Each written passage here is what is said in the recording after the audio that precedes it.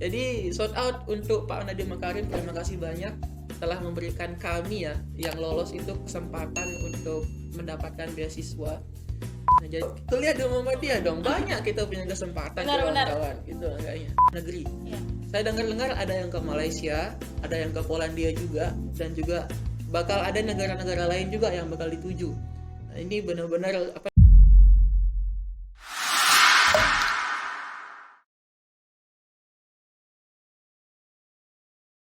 Assalamualaikum warahmatullahi wabarakatuh.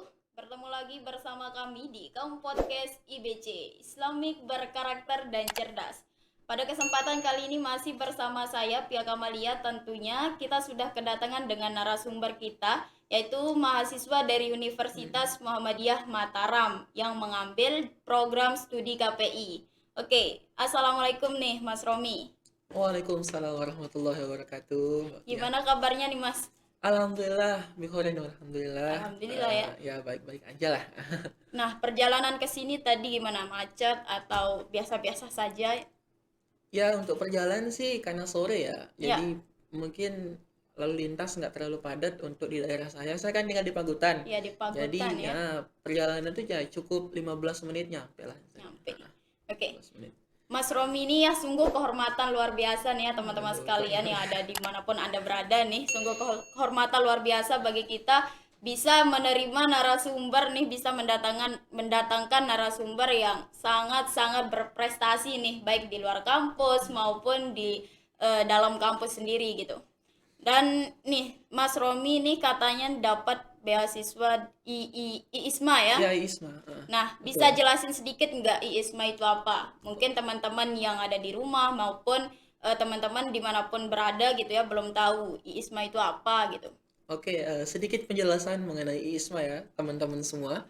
Jadi ISMA itu kepanjangannya itu Indonesian International Student Mobility Awards. Nah, jadi dari artinya itu bisa kita artikan bahwa beasiswa ini kayak apa namanya, beasiswa student exchange gitulah, kayak ya beasiswa pertukaran, Pertukaran ya mahasiswa pertukaran gitu ya. mahasiswa. Iya. Jadi pertukarannya itu tapi internasional. Iya. Jadi kita Bersifat internasional. mahasiswa Indonesia kita bertukar mungkin mindset, bertukar budaya dengan mahasiswa dari luar gitu. Ya, Mungkin dari negara-negara lain dari gitu ya. negara-negara lain, Mbak, betul. Nah, apakah IISMA ini termasuk dari MBKM begitu?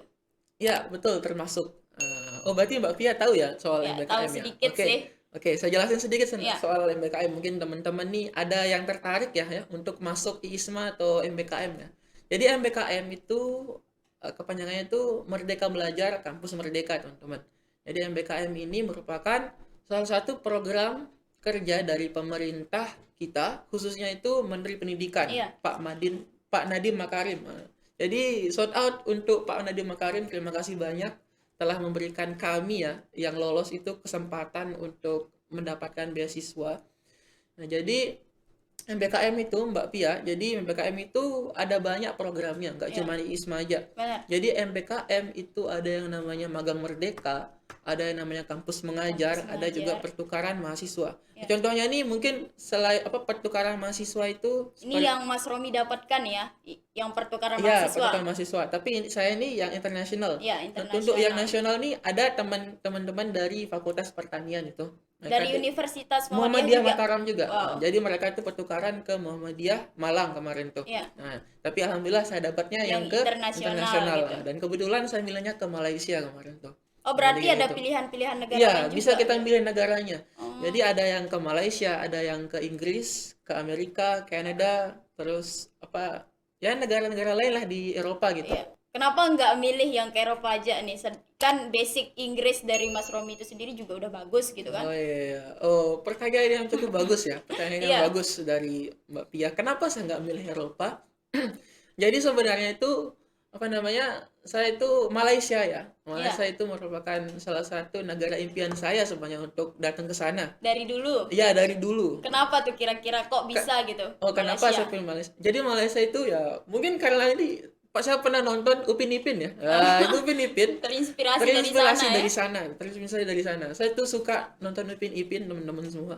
Itu saya ngeliat tuh Malaysia ini, wah Malaysia ini kayaknya asik juga ya tempatnya gitu. Terus saya tuh coba searching-searching di internet, ternyata ada namanya Menara Petronas ya di Malaysia. Dan setelah itu ada Pulau Penang. Nah, Ya. itu Pulau Penang ini benar-benar pengen saya datengin karena itu benar-benar bagus deh. Jadi pulau kayak daerah di Malaysia namanya Pulau Penang itu.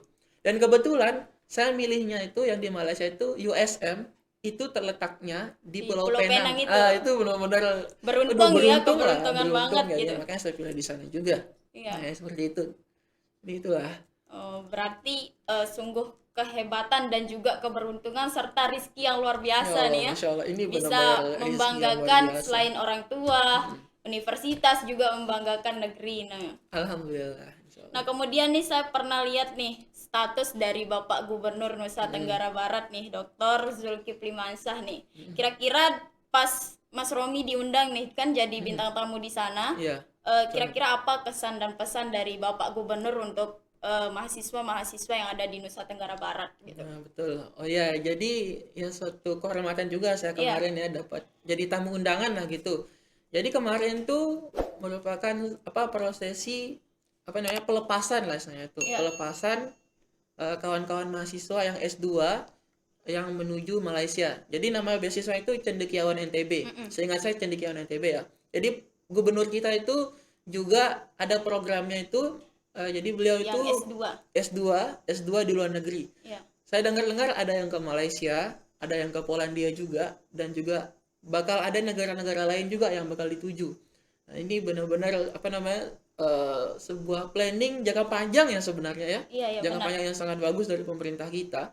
Dan saya yakin bakal untuk kedepannya itu bakal lebih banyak bagus lagi, bakal iya. lebih bagus dan lebih tertata lagi Iya. program ini gitu. Bayangkan kalau misalnya mahasiswa di NTB ini ada ratusan atau ribuan yang ikut beasiswa itu, berarti ada ribuan mahasiswa di NTB yang lulusan luar negeri. Waduh, Iya, itu luar benar, biasa benar, kan? luar Nah, itu biasa. makanya.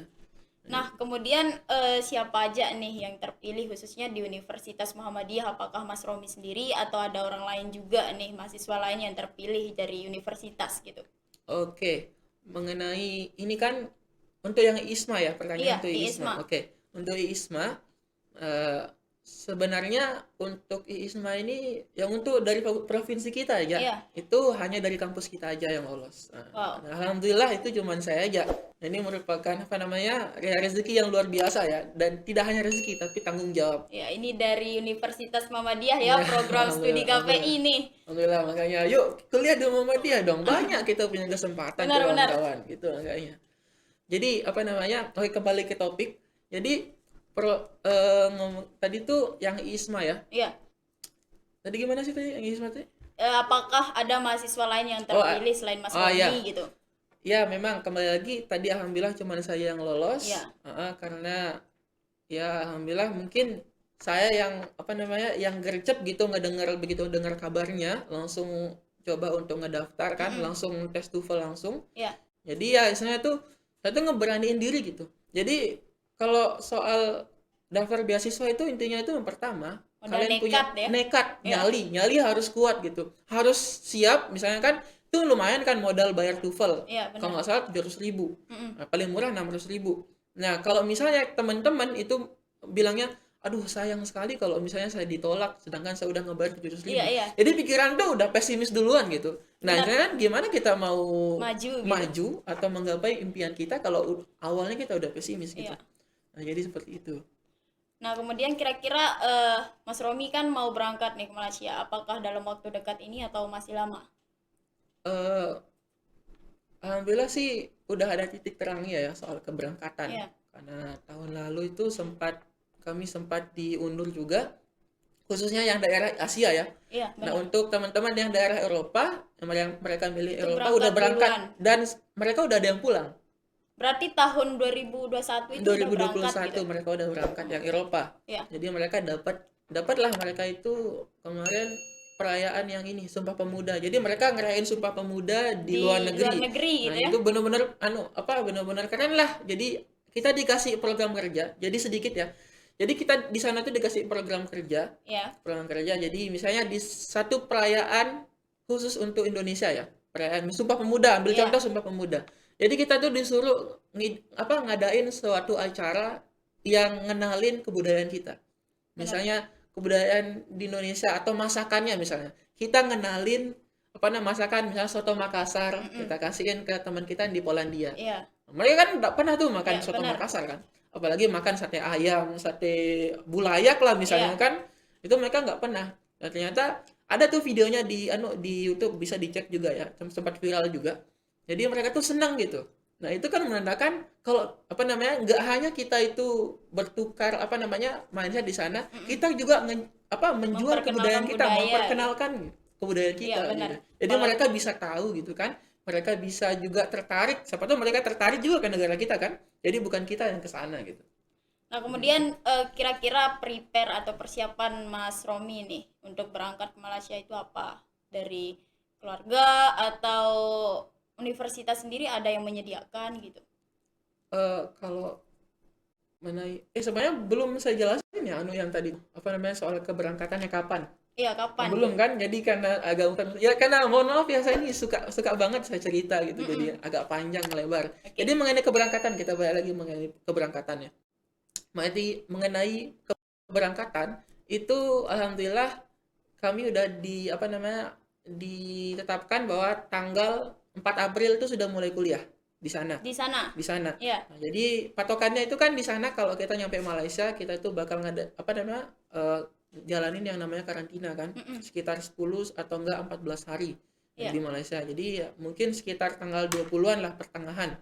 Nah, 20-an kami harus berangkat ke sana biar jalanin karantina, setelah itu baru masuk ke kampus atau kuliah gitu. Iya. Nah, gitu dah. Oke, mungkin ada pesan dan kesan tersendiri dari Mas Romi nih untuk menyemangati para mahasiswa-mahasiswa atau pemuda-pemuda yang ada di Nusa Tenggara Barat, khususnya nih Universitas Muhammadiyah Mataram nih, memberikan semangat-semangat lebih nih buat kita semua yang belum berangkat atau yang masih di stuck di sini aja gitu, biar kita bisa termotivasi nih untuk mencontoh Mas Romi gitu.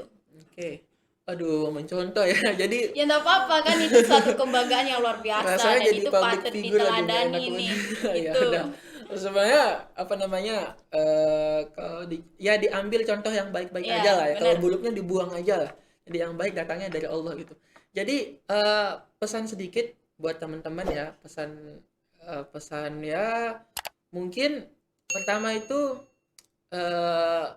boleh saya itu kan orangnya juga ikut organisasi. Iya. Ikut organisasi, saya ikut IMM juga kemarin baru di kader, dan saya juga ikut HMPS. Juga saya ikut, besok kita mau ngebentuk UKM bahasa Inggris juga, kita membentuk UKM bahasa Inggris juga. Iya. Nah, jadi ya itu nggak masalah gitu kalian Berorganisasi. ya ikut organisasi gitu, nggak masalah. Itu malah menambah kalian untuk pertama Wawasan. wawasan, habis itu manajemen waktu, dan itu juga bisa menambah pengalaman kalian. Nah, Ya, seperti benar. itu. Dan juga yang kedua, jangan udah saja sebutin yang tadi itu yang organisasi, tapi yang kedua ini paling penting, jangan lupa sama kuliah kalian. Benar. Ya. Itu tujuan utama kita. Itu tujuan utama kalian datang ke kampus ini. Ya. Ingat, benar. perlu di garis bawah nih teman-teman ya. Ya, mau sesibuk apapun kalian di kuliah ya, ingat, mau sesibuk apapun kalian di kuliah ya, tetap kalian ingat tugas dan kewajiban kalian sebagai mahasiswa. Benar. Ya. Benar. Ingat orang tua kalian Iya. ini nyekolahin kalian itu Tujuannya untuk tujuannya belajar. untuk belajar gitu, menguliahkan kalian itu, membiayai kalian untuk kuliah, untuk kuliah lah. Iya, Gitu. benar. Jadi organisasi itu sebenarnya tuh organisasi totalitas, terus edukasi prioritas. Nah, kayak benar. gitu. Makasih ya Mas Romi udah sempetin hadir nih dalam podcast kami, dan semoga nggak kapok-kapok lagi nih kalau kita Aduh, undang-undang insyaallah gitu lah. ya. Makasih banyak untuk teman-teman semuanya nih yang ada di rumah dan dimanapun Anda berada. Jadi jangan lupa subscribe channel kami, Kaum Podcast. Jangan lupa juga untuk share, like, komen sebanyak-banyaknya. Kami undur diri, Pia ucapin terima kasih, sampai jumpa. Sekian, assalamualaikum warahmatullahi wabarakatuh.